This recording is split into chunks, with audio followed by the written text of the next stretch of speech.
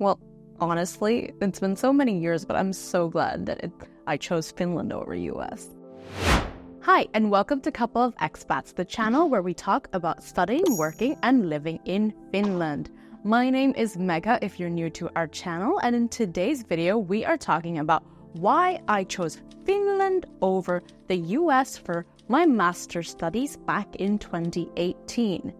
Now, it's important to note that while this video is made with Finland in mind, a lot of the points might also apply for other European countries, and the decision to where to study was based on some facts as well as some emotional factors. So you may agree with some reasons and you may not, and that's fine. So actually, when I was growing up, my family lived in the US for several years. I went to elementary school in Kentucky, and this video is how I ended up in Finland. I'm not gonna lie, when I was first thinking about doing my master's abroad, the first country that I did think about going to was US. So in this video, I'm sharing how did I not end up in US, but ended up in a small Nordic country instead. So let's go.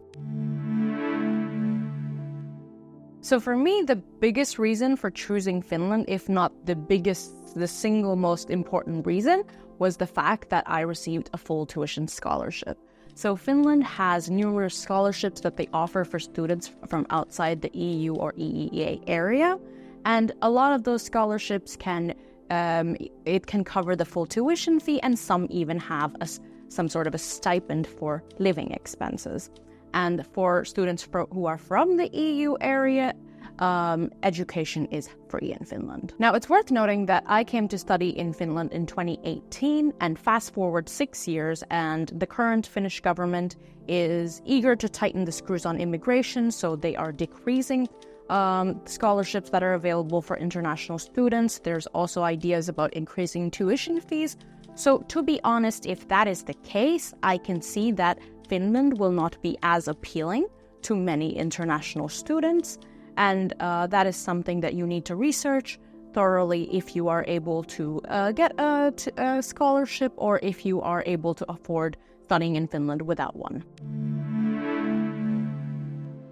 Next up, Finland's location in Northern Europe means that flights to India are usually shorter as well as cheaper than transatlantic flights from the US. Now, that was an important fact for me to consider, because that meant that I would be able to go back home more often, that my parents who are currently living in India can visit me more often. So that was also something that mattered to me. Fun fact, there are direct flights from Helsinki, Finland to Delhi and Mumbai. So that makes it pretty convenient to travel back home. Now, staying on the subject of travel, I was also aware that cities in Finland are very well connected. So all of the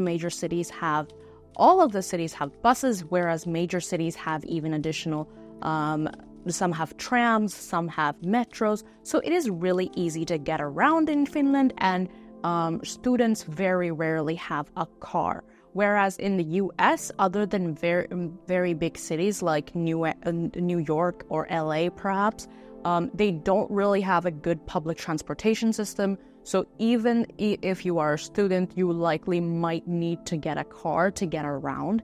So that is an additional step to consider. That's an additional expense to consider. For me, when I was going to study, I wanted all of my efforts to stay on studying and not everything else. So it felt like a reasonable factor to take into consideration. Another selling factor for me was the fact that if I stayed in Finland, I would be able to travel to many other European countries as well. So I told you in the beginning that not all of the factors mentioned in the video are facts, but some are just personal to me. I love travel. I really like the idea of being able to visit different parts of Europe, and it is really easy to get around Europe, whether it's the extensive rail system or boats that you can take to go from one country to another, or cheap flights. It is possible to really see many destinations if you are living in Europe. Healthcare was another big plus point for me. In Finland, there is universal healthcare. What this means is that even as an international student, you will receive high-quality medical attention if you may require it. So the Finnish Student Health Services provides physical, mental well-being, and dental care at a reasonable cost. And how this compares to the US is that from personal experience, I don't want to get into the details of the American healthcare system, but if an individual is living in the US, they first need a very comprehensive insurance coverage, and even then, if there is small medical treatments required, that can end up in a large bill, and that just seemed like a risk that I did not want to take. Finnish society values a balanced life where you can prioritize both working time, personal time, and hobbies.